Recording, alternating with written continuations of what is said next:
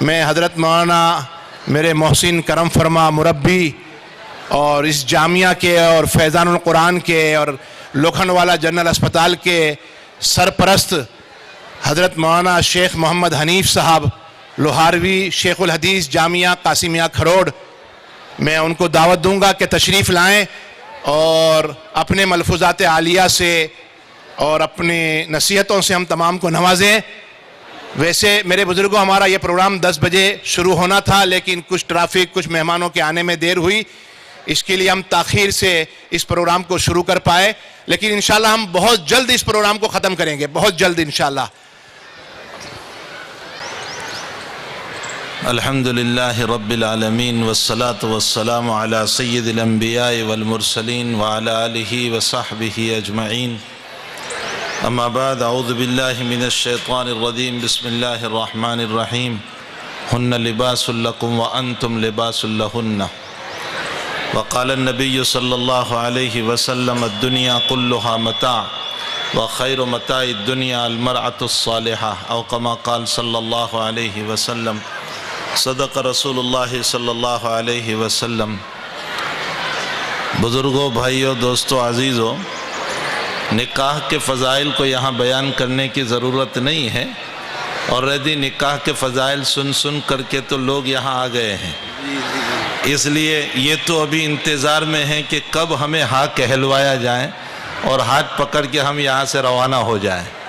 ایسے موقع پر نکاح کے فضائل کی کوئی ضرورت نہیں رہتی ہے، اور یہی وجہ ہے کہ ہمارے آقا صلی اللہ علیہ وسلم نے نکاح کے موقع پر نکاح کے فضائل نہیں پڑھے ہیں، صرف تقوی کی آیت پڑھی ہے۔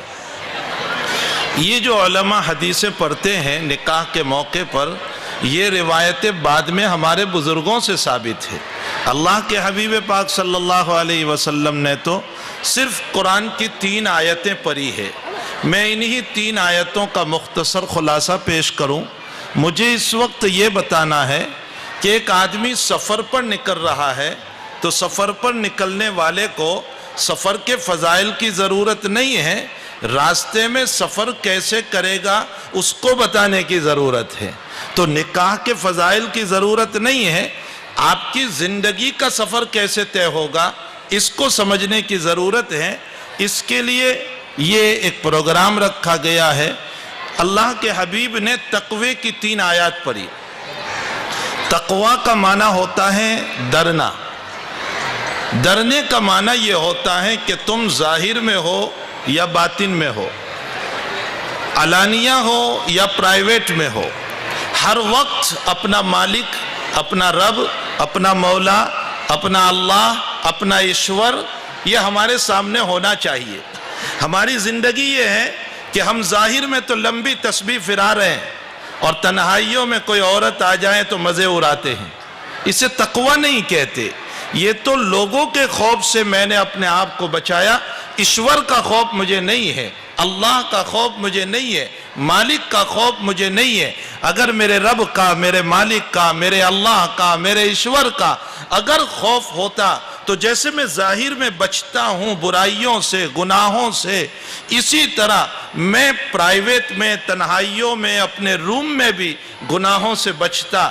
لیکن ہماری زندگی ظاہر کی کچھ ہے، اندر کی کچھ ہے۔ اللہ کے نبی نے فرمایا تقوی اختیار کرو، ہر جگہ تمہارا مولا، مالک، اوپر والا یہ تمہارے سامنے ہونا چاہیے۔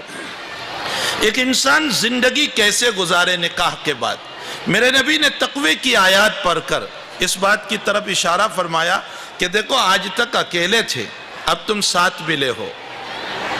خیال رکھنا اس بات کا کہ اپنی بیوی کی محبت میں آ کر بچپن میں خون پلا کر بڑا کرنے والی ماں کو لات نہ مارنا۔ تعلیم دی جا رہی ہے کہ جس ماں نے ہمیں خون پلایا اور جس ماں نے ہمیں خون پلا کر بڑا کیا، اور جس کی آگوش میں ہمارے پروان چرے، اور جس نے لیلے میں سو کر ہمیں سوکھے میں سلایا، اور جس نے ہمارے بخار میں رونا شروع کر دیا، اور جسے راتوں میں چین نہیں پڑی، اپنی بیوی کی محبت میں اتنا پاگل نہ بننا، اتنا دیوانہ نہ بننا کہ اس کی بات کو سن کر اپنے ماں باپ پر ظلم کرنے لگے۔ اور فرمایا ماں باپ کی بات کو سن کر اپنی بیوی پر ظلم نہ کرنا، اس لیے کہ تیری بیوی ہے، کسی کی بیٹی ہے، کسی نے اس کو خون پلا کر بڑا کیا ہے، جب وہ ماں باپ کی خدمت کے لائق بنی تو ماں باپ نے اس بیٹی کو اپنی گود سے چھڑا کر تیرے حوالے کر دیا، تیری خدمت میں دے دیا کہ جا یہ تیری خدمت کرے گی، تیرا فراش بنے گی، تیرا بستر بنے گی، تیری اولاد کو جننے کا ذریعہ بنے گی، تو اپنی جاب پر نکلے گا، یہ تیرے لیے کھانا بنائے گی۔ ماں باپ نے اپنی بیٹی کو، اپنے لختے جگر کو، اپنی نور نظر کو، اپنے جگر کے ٹکڑے کو ہمارے حوالے کر دیا۔ تو اپنے ماں باپ کی بات کو سن کر کسی کی بیٹی پر ظلم نہ کرنا، اس لیے کہ اگر اس کے ہاتھ مظلومانہ انداز میں اٹھ گئے اپنے رب مولا اور ایشور کے سامنے، تو یاد رکھ اللہ کے عرش کو ہلا کر تیری زندگی کو تباہ کر دے گا۔ دونوں طرف سے بیلنس رکھنا ہے۔ ماں باپ کی بات ایسی نہ سنو کہ بیوی پر ظلم ہو، بیوی کی بات ایسی نہ سنو کہ ماں باپ کے اوپر ظلم ہو۔ بیلنس والی زندگی گزار کر ہمیں اپنی زندگی کو گزارنا چاہیے۔ سماج میں جھگڑے کیوں ہو رہے ہیں؟ ہمارے سماج میں جھگڑے کیوں ہو رہے ہیں؟ اس کی سب سے بڑی وجہ قرآن نے ایک پوائنٹ بتایا۔ قرآن یہ کہہ رہا ہے ہن لباس لکم وانتم لباس لہن۔ شوہر یعنی ہسبینڈ اپنے وائف کے لیے لباس ہے، اپنی بیوی کے لیے لباس ہے، اور بیوی اپنے شوہر اور اپنے ہسبینڈ کے لیے لباس ہے۔ یہ میں نے لباس پہنا ہے، اندر میں ساری برائیاں چھپ گئی، مجھے کوئی بیماری ہے تو بھی اندر میں چھپ گئی، اندر میں کوئی بیماری نظر نہیں آتی، میرے لباس نے بیماریوں کو چھپا دیا۔ قرآن نے ہسبینڈ وائف کو لباس کہہ کر اس بات کی طرف اشارہ کیا کہ شوہر کو چاہیے، ہسبینڈ کو چاہیے کہ اپنی بیوی کے عیب کو چھپا دے، اور بیوی کو چاہیے کہ اپنے ہسبینڈ کے عیب کو چھپا دے۔ اندر میں جھگڑے ہو تو اندر ہی میں سارٹ آؤٹ کر لے۔ آج حالات یہ ہو گئے کہ ذرا سا جھگڑا ہوا، ہسبینڈ اپنے ماں باپ کے پاس لے جاتا ہے، بیوی اپنے ماں باپ کے پاس لے جاتی ہے، تو ہسبینڈ کے ماں باپ اس کو سبق دیتے ہیں۔ کیا پاٹ پڑھاتے ہیں؟ اس کو کہتے ہیں بیٹا کھڑے کھڑے اس کو طلاق دے دے، کل کو تیرا دوسرا نکاح کرا دیں گے۔ اور بیٹی جب اپنے ماں باپ کو کہتی ہے تو اس کے ماں باپ اس کو تعلیم دیتے ہیں، بیٹی گھر پہ آ جا، کورٹ کے ذریعے سے اس کا دماغ ٹھکانے لگا دیں گے۔ یہ جھگڑا اس لیے کھڑا ہوا کہ میاں بیوی نے اپنے مسائل کو اندر میں حل نہیں کیا اور دوسروں تک لے گئے، جس کے نتیجے میں جھگڑا کھڑا۔ کوئی سماج ایسا نہیں جس میں جھگڑے نہ ہوتے ہو۔ ولیوں کے گھر میں بھی ہوتے ہیں، شیخ الحدیثوں کے گھر میں بھی ہوتے ہیں، علماء کے گھر میں بھی ہوتے ہیں، صوفیہ کے گھر میں بھی ہوتے ہیں، صحابہ کے گھر میں بھی اپنی بیویوں سے اختلاف رہا۔ میرے آقا صلی اللہ علیہ وسلم کو بھی اپنی بیویوں سے کتنے مسائل میں اختلاف ہو گیا تھا۔ اس کا یہ مطلب نہیں ہے کہ ان اختلافوں کو ہوا دے کر طلاق تک نوبت پہنچائی جائے۔ ہمارے پیغمبر نے فرمایا، سنو، ہمارے پیغمبر نے فرمایا اللہ کے نزدیک سب سے بری چیز وہ طلاق ہے۔ جب بندہ لفظ طلاق کو بولتا ہے اللہ کا عرش جوش میں آ جاتا ہے۔ آج ہمارا سماج، معاشرہ چھوٹی چھوٹی باتوں میں طلاق تک پہنچا ہوا ہے۔ اللہ کرے کہ ہمارے سماج سے طلاق کی بلائیں دور ہو، چھوٹا چھیرا کی بلائیں دور ہو، اور لوگ چھوٹے چھوٹے مسائل کو سمجھنے والے بنے۔ میں میرے پیغمبر ہی کے حوالے سے ایک بات سناؤں۔ حضور پاک صلی اللہ علیہ وسلم نے عورت کی فطرت بیان فرمائی۔ کیا فرمایا عورت کی فطرت میں؟ ارشاد فرمایا لو احسنت احداہن الدہر۔ بہت غور سے سنیں اس حدیث کو۔ لو احسنت احداہن الدہر، فرمایا تو اپنی بیوی پر زندگی بھر احسان کر، ایک مرتبہ تھوڑا سا تیرا ہو جائے، ذرا سا مسئلہ ہو جائے کہ بیوی نے کوئی ڈیمانڈ رکھا اور آپ نے اپنے حالات کی بنیاد پر منع کر دیا کہ آج مجھ سے نہیں بن پائے گا، میں تیری ضرورت کو پورا نہیں کر سکتا ہوں، پیسے نہیں تھے آپ کے پاس، تنخواہ نہیں ملی تھی، سیلری نہیں تھی، اس لیے ساری زندگی اپنی بیوی پر احسان کیا، ایک مرتبہ آپ نے ذرا سے مسئلے میں انکار کر دیا تو میرا نبی کہتا ہے یہ تیری تیری پسلی والی کیا جواب دے گی تجھے؟ عجیب و غریب اللہ کے نبی نے پہلے سے اس کی فطرت بیان فرمائی، فرمایا فوراً زندگی کے احسان کو بھول کر یہ بیوی یوں جواب دے گی ما رأیت منک خیرا قط، میں نے تو تیری طرف سے زندگی میں کبھی خیر دیکھی ہی نہیں۔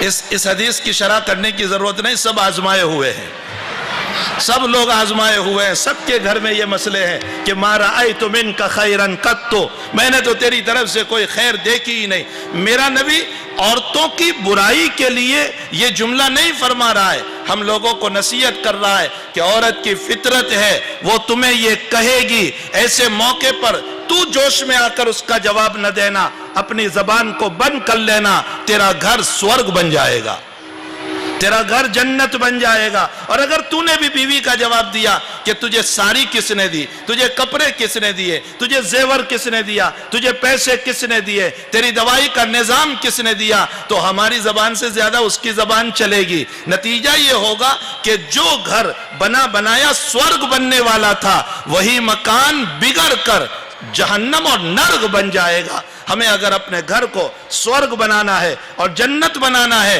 تو ہم اپنی زبان کو خاموش رکھے۔ ایک صحابی نے فرمایا اذنی واختصر یا رسول اللہ، اللہ کے حبیب میں 1 گھنٹے کی تقریر سننے نہیں آیا ہوں، مجھے چھوٹی سی نصیحت فرمائیے، 2 سیکنڈ کی تقریر۔